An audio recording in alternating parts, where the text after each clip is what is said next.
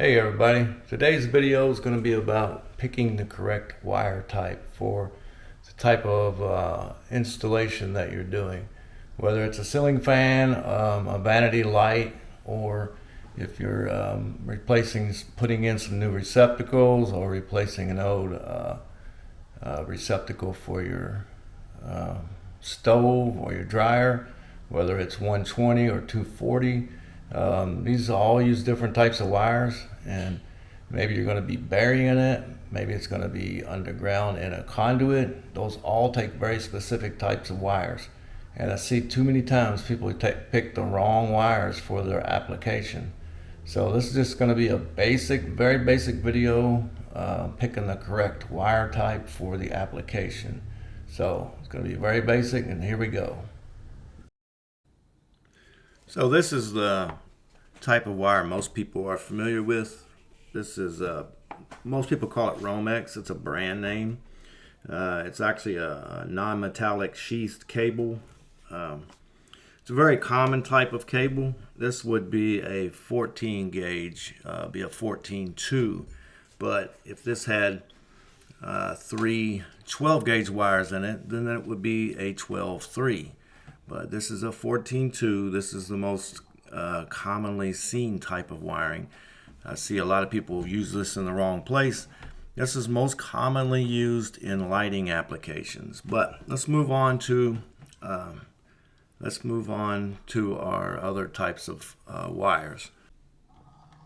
So that is our non-metallic Romex. It's available in a 14 gauge, which is good for 15 amps. Which would be for maybe most of your overhead lighting. A 12 gauge for the 20 amp. That's the yellow colored cable. The 10 gauge, that is the orange colored. And you'll see if you add another wire to these, there are also other colors. I'll show you these other colors. But then we have other types of cable, underground feeder cable, used for direct burial in the ground. It looks a little bit similar to this Romex type NM cable, but it's not. It's different. I'll show you the differences. Common uses is outdoor outlets, pool pumps, hot tubs. Amperages vary based on the gauge. There's all different sizes of that. Then you have the metal clad cable. Some people used to call it the armored cable for added protection in harsh environments. I'm sure you have seen this. This is this metal type of cabling. You maybe were not even aware of what it was. This stuff is commonly used in garages, workshops, and damp locations. Amperages vary. Next thing is the type CL2 and CL3 cable. It's used for speaker wire, security systems, and low voltage lighting. Now this is what I commonly see people misuse this stuff with. They use anything. They use this wiring, CL2 and CL3, for everything. And you can't do that. So that's why I made this video, to show you the different types of wire and how they should be used. Now, this is a good graphic. I wish this graphic was available more frequently. This shows you the gauge of the wire and the amperage that is commonly used in that gauge and what it is used for. And it gives you an idea of how big these cables are and what gauge means. For instance, if you look at the top, the 3.0 gauge, it's 200 amp. That's used for service entrance, utility poles, and to your box. You'll see how big that is. This is very big cabling. It's hard to manipulate, hard to move. It's hard to work with.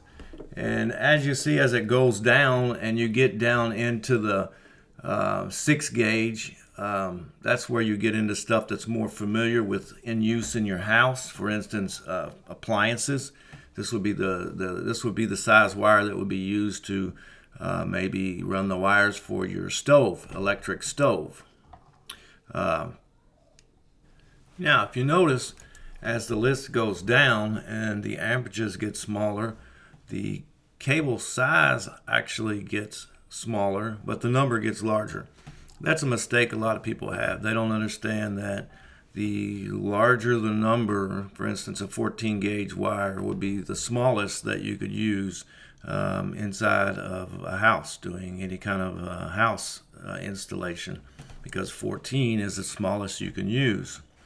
But that number confuses a lot of people. They think that's a larger gauge wire. Now, continuing on down the list, we see that 8 gauge would be 40 amps. It's used for feeder lines and for large application, large appliance. It's a large appliance wire. Well, for instance, for possibly an air conditioner or something like that. Now, as we go on down, we get into the receptacles, and that would be our 12. For instance, a 12-2 wire would be used, and on down to the 14. 14.2 or 14.3, generally that's the overhead lighting, fans, things like that.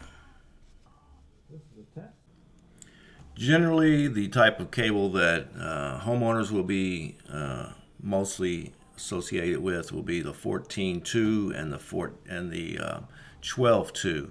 So it would be that white cable that you're so used to seeing, and then the yellow cable. That's generally the 14 gauge and the 12 gauge. That would be the one that most homeowners would be most commonly involved with, because when you get up into the bigger gauges, generally you probably should have an electrician doing those things. Now, I don't want to confuse you, but we're going to show you some. This is the 10.2, and if we add another conductor to that to make the 10.3, we have a different color. Now, like I said, I don't want to confuse you, but each one of these, if you take a 14.2 and you add a cable to it, and you have a 14.3, that would be used, for instance, for a three-way switch, where you have two switches, one at each end of a stairway. That gives you that extra conductor to go in between, or sometimes maybe with a fan. But anytime you add a conductor, then it's a different type of wiring, and they change the color. Now, again, we're looking at the 10.3 there. It is pink. That's kind of a code they use to be able, when the inspectors come in, they can immediately see what they're looking at by the color of the cable, color of the wire. That's a fairly new thing. These some of the colors are new. This is an example of 8.3. This is a 15-foot section. Now, the picture up in the right-hand corner, that is actually 8.2. There would be another conductor there if that was 8.3. Here we go, looking again back at the common wire types. Again, this would be commonly used for a stove or an air conditioner. This would be a 30 amp installation, possibly a 40 amp. Here's a picture of an ongoing construction, and you'll see they're running all the wires, and that gave you a little view of what some of the wires look like in the walls. And these are your common types: 12.2, 14.2. These are the common ones that you would be as a homeowner or do-it-yourselfer. This is the cables you would most likely run into, the ones that you're most likely going to see. This 12.2 and 12.3 commonly used for receptacles.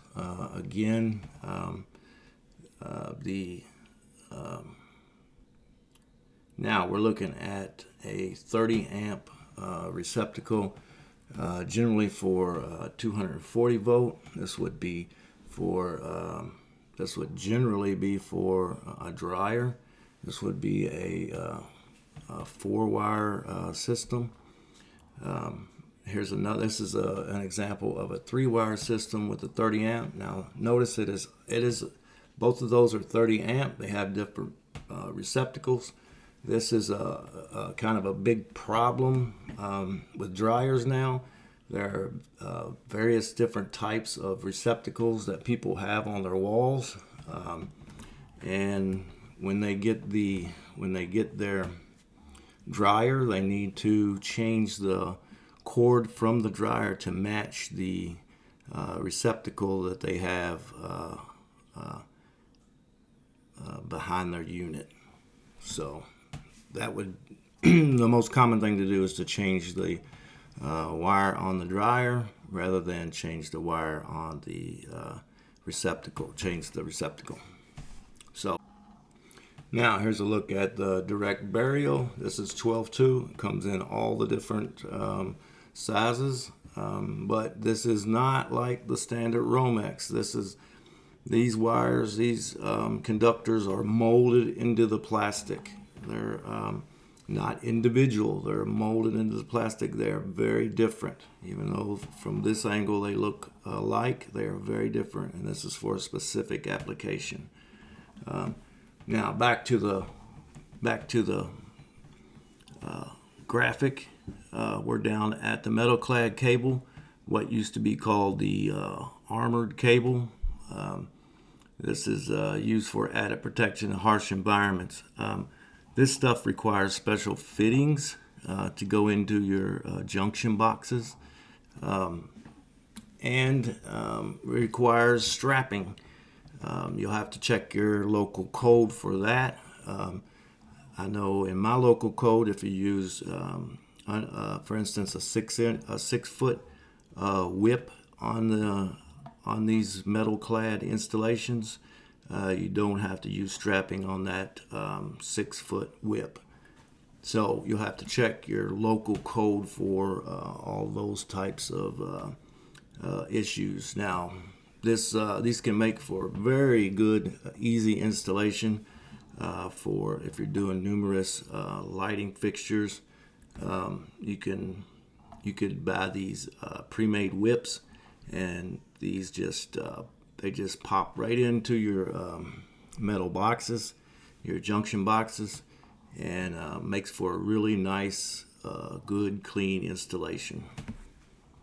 And this armored cable, metal clad, whatever you want to call it, comes in all the sizes, the same as the other wires.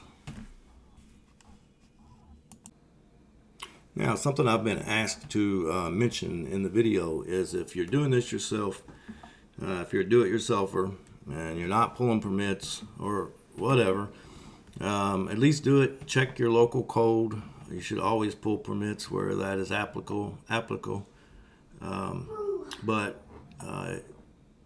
if you're using underground burial cable, direct burial, you're going to need to see how far you need to bury this cable.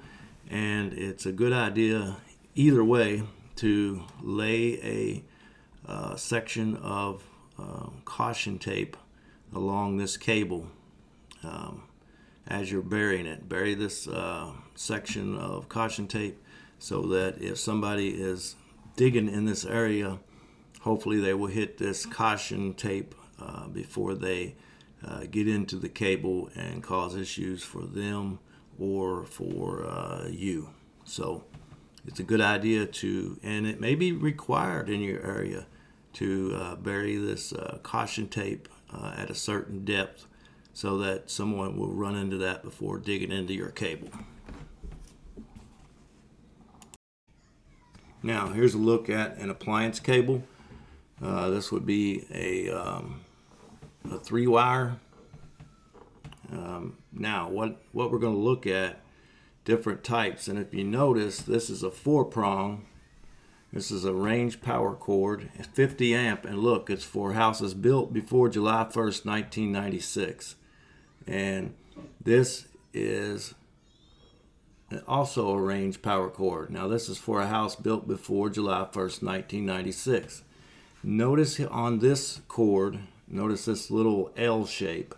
Now that makes it different than the other 3-prong. Now that's going to about do it for the wire types that you're going to use in your home. One thing I do want to mention is connectors. These are commonly called wire nuts, and you want to make sure that you get these according to the size of wire you're using. There's all different types. There's a bunch of new types of connectors like these. These are the old, what we would call wire nuts. Each one of these are for a specific size of wire, a specific gauge. Make sure you get the type of connector that is for the gauge wire that you use. Now, the only other type of wires that are commonly used in a house would be a thermostat wire, which is generally an 18 or a 20 gauge, usually a 20 gauge. It could be a 22, it could be all the way up to a 27. Some of the new thermostats have 7 conductors inside for various things, to control various things. But generally, and the only other wire would be a bell wire, and that would be for a doorbell, and that's generally 22 gauge, and tiny solid wire, solid conductor, usually copper, and usually a red wire and a white wire. So that's going to do it. That's about all the common wires that you would use in a normal home. And we're going to leave it there. Remember, check your local codes to see what is appropriate in your area for your application. And read up on these wires to make sure you get the correct thing for your application. So that's going to do it for this episode. Remember, they may do it another way, but that's the way I do it. We'll see you next time.